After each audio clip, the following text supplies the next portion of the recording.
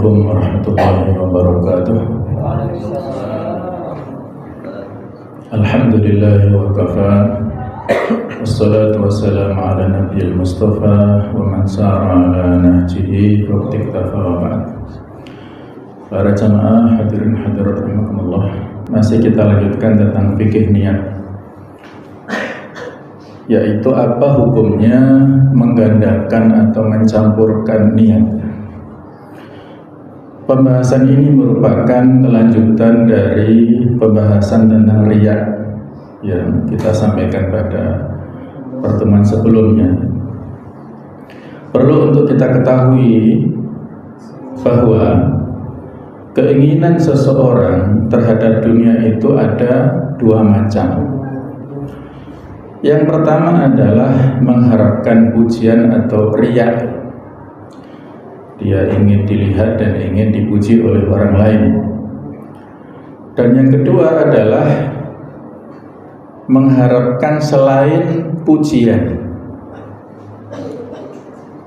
Nah, pada bab ini akan kita bahas hukum yang beramal karena hal duniawi selain pujian. Misalnya seseorang yang ingin mendapatkan harta, jabatan, dan yang lainnya, dan juga menjelaskan dan tujuan-tujuan yang lainnya. Seorang yang mengharapkan pujian, terkadang ibadahnya terkontaminasi oleh riya. Namun terkadang pada amalannya yang lain dia bisa ikhlas. Riya biasanya terkait dengan amalan tertentu, yakni dia akan hilang seiring dengan selesainya amal tersebut.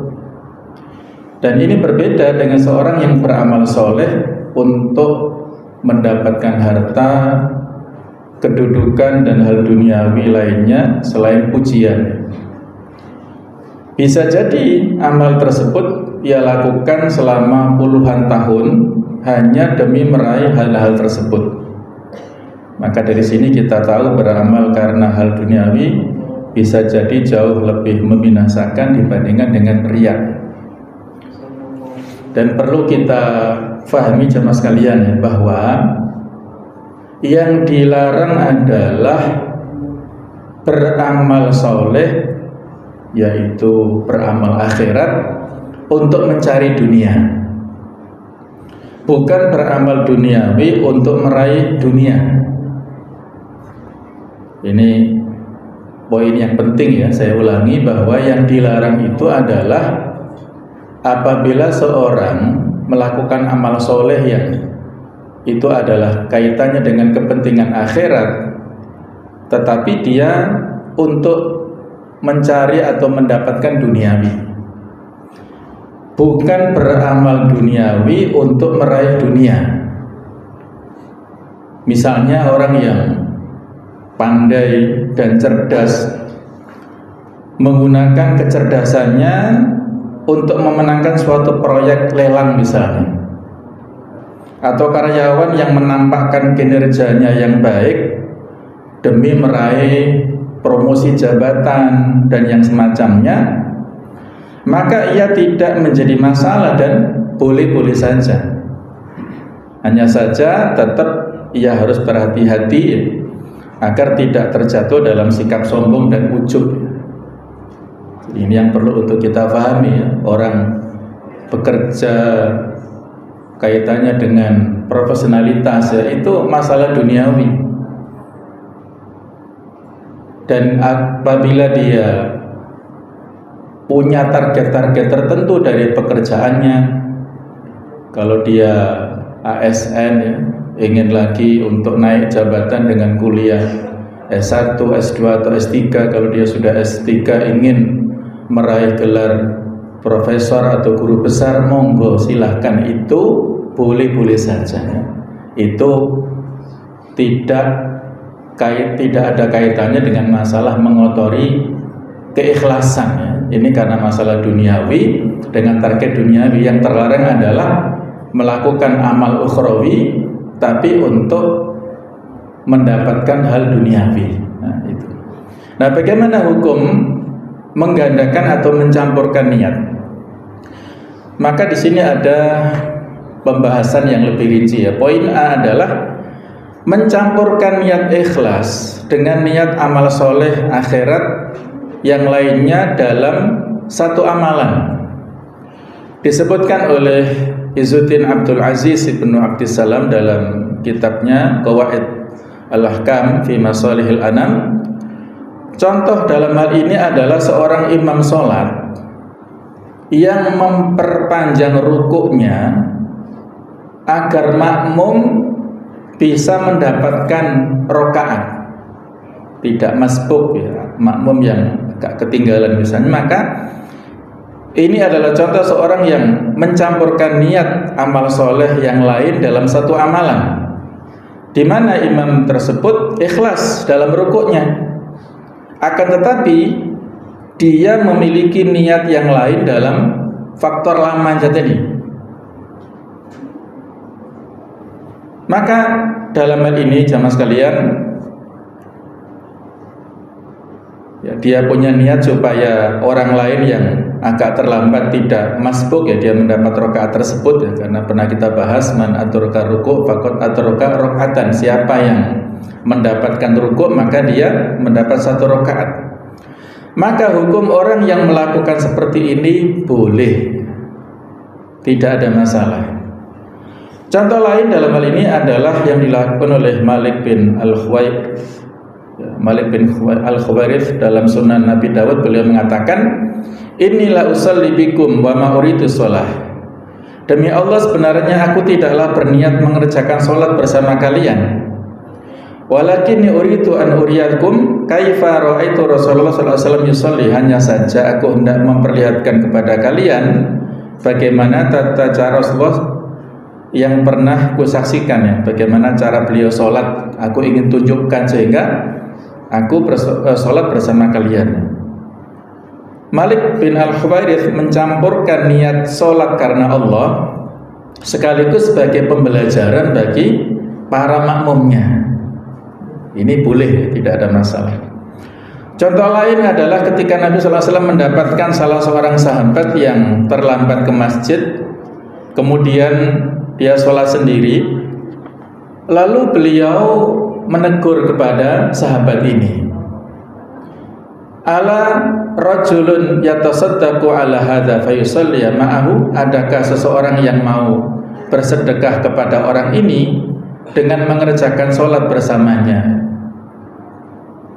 Jika seseorang yang sudah sholat kemudian ikut kembali sholat bersama orang yang terlambat ke masjid tersebut, maka berarti dia sholat karena Allah dan juga sekaligus bersedekah agar saudaranya yang lain dapat pahala sholat berjamaah. Boleh saja. Apakah dia sudah sholat di rumah, ikut sholat di masjid, ataukah dia sudah sholat fardu di masjid, sementara ada makmum satu orang, tidak ada temannya, daripada dia sholat sendirian, kemudian dia menyertai temannya, itu boleh. Itu adalah sedekah. Di satu sisi dia niat ikhlas karena Allah, di sisi lain dia bersedekah untuk temannya.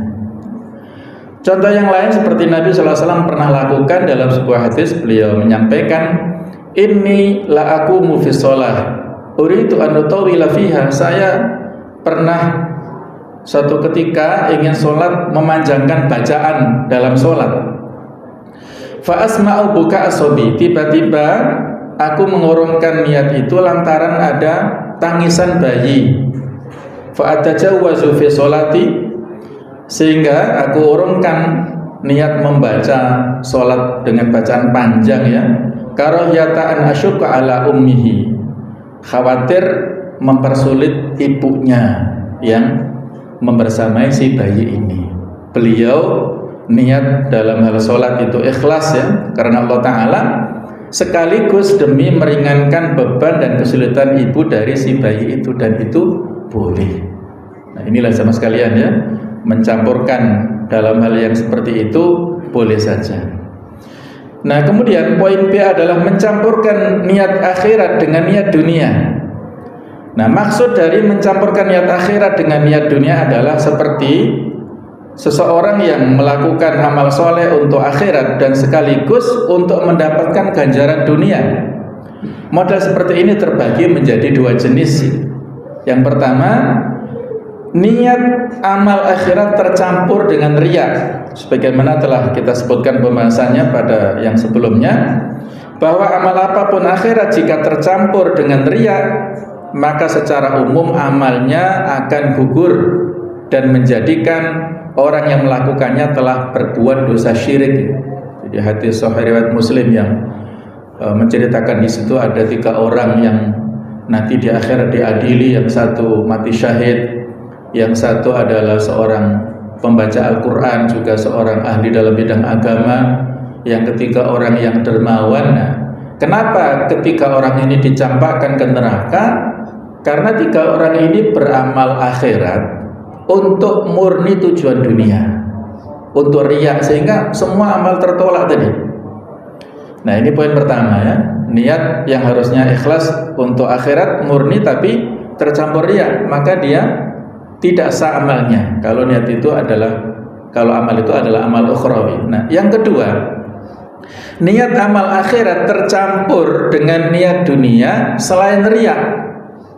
Kalau riya tadi sudah semua tertolak, tapi kalau selain riya bagaimana? Nah, terkadang seseorang yang beramal soleh untuk akhiratnya tercampur di dalamnya untuk dunia, seperti memperbanyak harta, naik jabatan, untuk kesehatan dan yang lainnya. Jika amal soleh tercampur dengan niat dunia seperti ini, maka bagaimana hukumnya? Nah, untuk mengetahui hal ini perlu kita melihat motif seseorang dalam melakukannya. Adapun motif tersebut terbagi menjadi 2 macam. Poin A adalah niat amal akhirat murni untuk mendapatkan dunia. Para ulama sepakat bahwa jika seorang beramal soleh niatnya murni untuk mendapatkan dunia, maka dia tidak akan mendapat pahala. Pelakunya diancam dengan neraka jahanam. Contohnya seperti orang yang belajar agama di bangku kuliah, dan kita tahu bahwa belajar agama ini merupakan ibadah. Namun ternyata orang tersebut niatnya sejak awal adalah untuk bisa mendapatkan pekerjaan dan mendapatkan uang. Dia supaya bisa lulus, bisa mendapatkan pekerjaan yang layak dengan belajar agamanya seperti itu. Maka ini jelas ya tidak diperbolehkan. Ya, saya kira ini hal yang perlu untuk diwaspadai ya. Jangan-jangan masih ada ya di antara orang-orang kaum muslimin generasi muda pada umumnya yang belajar agama di kampus-kampus agama yang itu adalah dalam bab ukhrawi, tetapi dikotori dengan niat murni untuk duniawi, maka itu tidak boleh, itu adalah dosa. Kemudian poin B, niat amal akhirat tercampur dengan dunia. Poin 1, jika perkara dunia tersebut dimotivasi oleh syariat Islam ya, ada tekstualnya janji-janji dari agama, dari teks, misalnya di sini adalah dari hadis ya. Banyak amal yang dimotivasi oleh syariat agar seorang mendapatkan dunia. Contohnya misalnya dalam hadis dikatakan oleh Rasulullah, "Da'u mardhakum bisadaqah." Sembuhkanlah orang-orang yang sakit di antara kalian dengan sedekah. Ini hadis yang sahih ya, disebutkan dalam Jami' As-Shaghir. Nah, bagaimana kalau ada seorang yang sakit, apakah dirinya atau keluarganya, kemudian dia bersedekah supaya Allah menyembuhkan penyakitnya, ini boleh ya. Jadi ini seorang yang mencampurkan niat sedekah karena Allah dan niat untuk sembuh dari penyakit. Nah, ini boleh. Oleh karenanya ini menunjukkan bahwa jika perkara dunia itu dimotivasi oleh syariat, maka hukumnya boleh. Sehingga tidak mengapa seorang bersedekah untuk kesembuhan bagi dirinya atau orang lain.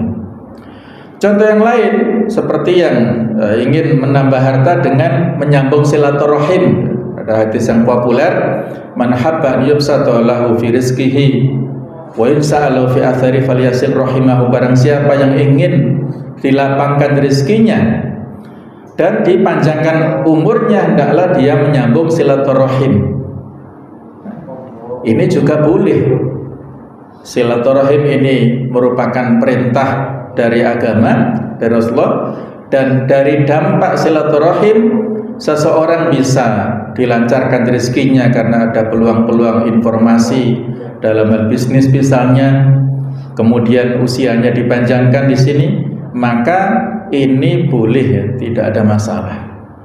Contoh lain adalah syariat menyebutkan bahwa orang yang bertakwa akan mendapatkan rezeki dari arah yang tidak disangka-sangka.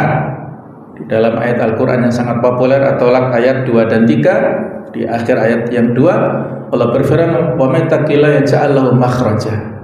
Barang siapa yang bertakwa pada Allah diberikan jalan keluar. Wa yarzuqhu min haitsu la yahtasib, diberikan rezeki dari cara yang tidak dia sangka-sangka.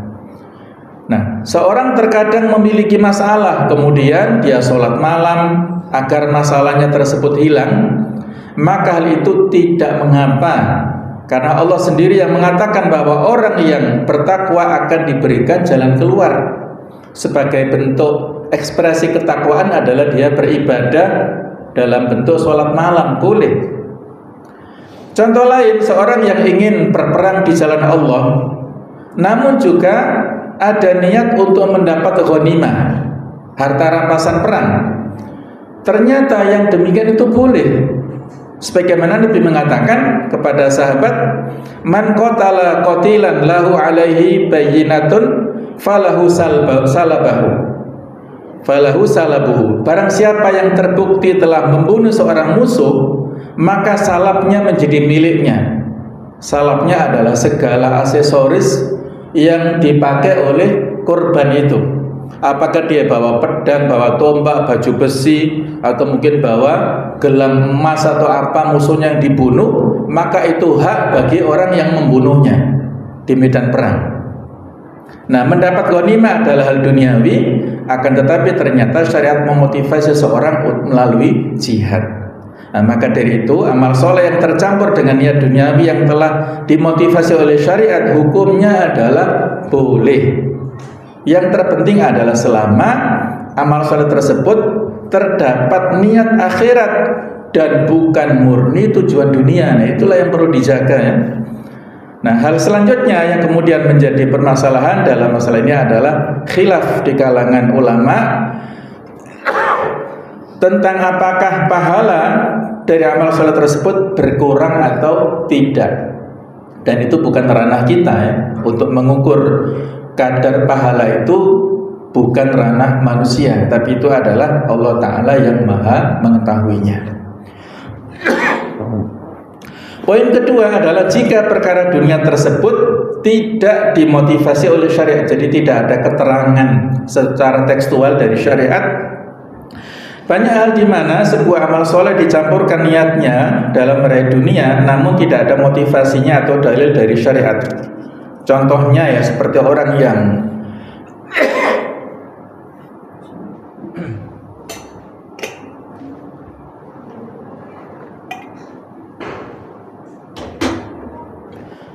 misalnya ada orang yang pergi ke masjid sekaligus niat berjualan, jualannya bukan di masjid tapi ya sambil pergi ke masjid dia ada niat jualan, atau mungkin kita ya niat sholat jamaah sambil nanti kalau pulang beli rujak misalnya ya, mungkin itu, atau beli makanan. Atau misalnya ada seorang pemuda yang ikut pengajian dengan harapan barangkali nanti ada pemudi solihah yang pas untuk dijadikan sebagai calon istrinya misalnya begitu ya. Atau dia jadi imam sholat atau pendakwah karena Allah dan juga untuk mencari harta dan yang lainnya. Maka bagaimana hukumnya? Maka di sini ada khilaf atau perbedaan di kalangan ulama. Paling tidak ada 3 pendapat. Pendapat pertama, selama seseorang mencampurkan antara niat amal soleh dan niat duniawi, maka amalnya tertolak atau gugur. Ini disampaikan oleh Ibnu Hazm ya dalam kitab Al-Muhalla. Ibnu Hazm adalah ulama yang dijadikan panutan di mazhab Adz-Dzahiri, mazhab tekstualis, Ya, beliau punya kitab yang terkenal namanya Al-Muhalla. Bahkan misalnya orang yang mau sholat kemudian dia berwudu dengan niat untuk supaya seger, nah, maka itu tidak sah. Sampai seperti itu ya, tidak sah sholatnya dengan wudu yang tersebut. Ini berdasarkan keumuman di dalam ayat 5 di surah Al-Bayyinah, wa ma umiru illa liya'budullaha mukhlishina lahu-din. Tidaklah mereka diperintah kecuali ikhlas dalam beragama ini. Pendapat kedua dari Al-Qarafi dalam kitabnya Al-Furuq ya, menyebutkan bahwa tidak mengapa suatu amal soleh bercampur dengan niat duniawi sehingga amal tersebut tetap berpahala. Dengan beliau mengiaskan masalah ini dengan masalah bolehnya niat dunia tercampur dengan niat akhirat karena motivasi syariat yang sudah kita sebutkan di atas. Beliau menyebutkan bahwa jika sebagian perkara dunia boleh diniatkan dalam amal soleh, maka pada dasarnya seluruh perkara dunia selain riya dan ada niat akhirat tetap akan dapat pahala. Masalahnya kemudian hanya tentang apakah pahalanya tetap atau berkurang. Allahu a'lam. Ini yang sudah kita sampaikan itu adalah ranah Allah Ta'ala. Pendapat ketiga menurut jumhur mayoritas ulama, jika niat akhirat yang mendominasi maka tetap berpahala. Adapun jika niat duniawi yang mendominasi maka tidak dapat pahala. Syekhul Islam Ibnu Taimiyah memiliki rincian yang bagus terkait dengan masalah ini ya. Beliau membawakan masalah ini ketika membahas tentang orang yang badal haji, yang menggantikan haji. Beliau menyebutkan bahwa jika pertama seseorang beramal soleh untuk mendapatkan dunia, contohnya seperti seorang yang menjadi badal atas haji atas orang lain, namun dia memilih-milih yang kira-kira tarifnya lebih tinggi ya dibandingkan dengan yang lain, maka dalam hal ini ya, dia katakan bahwa yang semacam ini tidak baik bagi seorang muslim, ya, tidak pantas bagi seorang muslim untuk menjadikan amal solehnya sebagai sarana untuk mencari dunia. Padahal haji 2026 ini misalnya antara 9,5 paling murah sampai ada yang 18 juta per jamaah ya, tergantung travel berbeda-beda. Nah, dia mencari yang 18 juta misalnya. Nah, ini menurut Ibnu Taimiyah tidak pantas, tidak etis bagi seorang muslim ya. Kemudian kedua, seorang mencari dunia untuk beramal soleh. Contohnya seperti seorang yang sudah pernah haji, akan tetapi dia kemudian ingin haji saja, kemudian dia terkendala biaya. Dia ingin agar bisa kembali ke tanah suci, ingin agar bisa melihat Baitullah, ingin bisa tawaf dan lainnya, maka dia kemudian menerima ibadah badal haji tersebut ke tanah suci. Dia tidak terlalu peduli dengan jumlah biayanya. Yang terpenting dia bisa ke Mekah ya, dengan biaya dari orang lain dan dia bisa melakukan tawaf dan sebagainya, maka ini tidak mengapa. Bahkan ini adalah hal yang terpuji.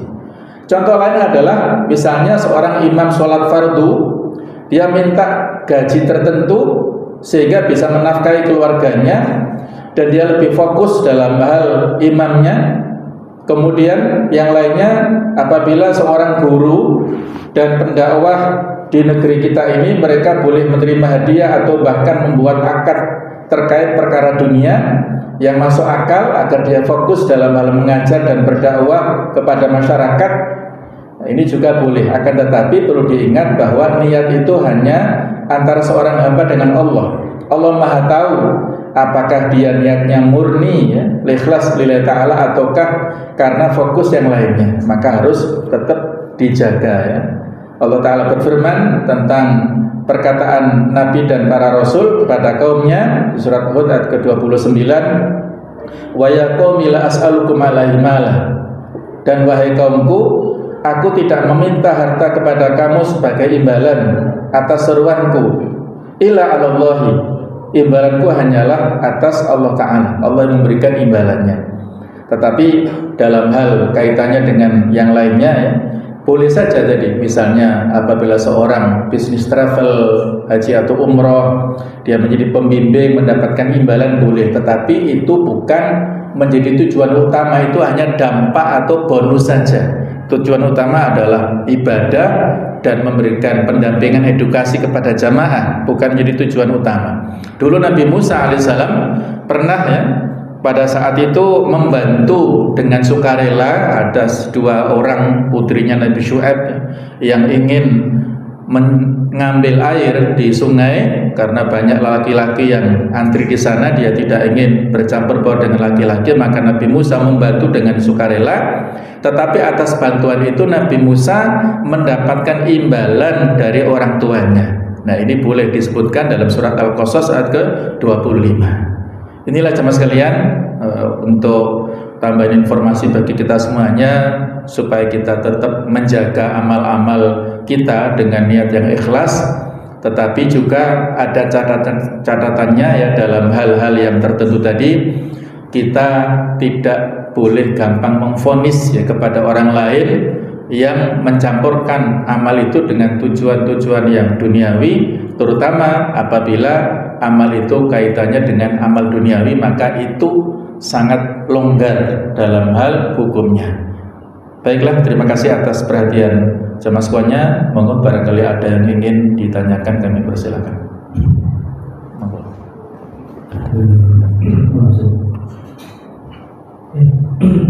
Masih besar ini menarik sekali yang tadi beribadah dengan duniawi itu berarti tidak boleh. Jadi terkait dengan contoh tadi Pak Ustaz yang pada haji. Jadi kan tadi bahwa ternyata yang petugas yang pada haji itu ternyata jaga salah dengan niat tadi. Berarti kan amalnya gugur, berarti yang merugi yang keluarga yang itu berarti gimana kita menjaminnya bahwa yang petugas pada haji itu memang betul-betul niatnya ikhlas, bukan karena imbalan semata ya, kan agak sulit kan?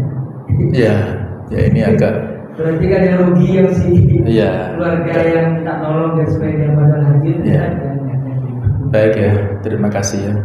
Jadi kalau saya kiaskan kepada korban ya, maka Allah menilai ibadah korban itu adalah bukan daging, bukan darah yang terkucur ya.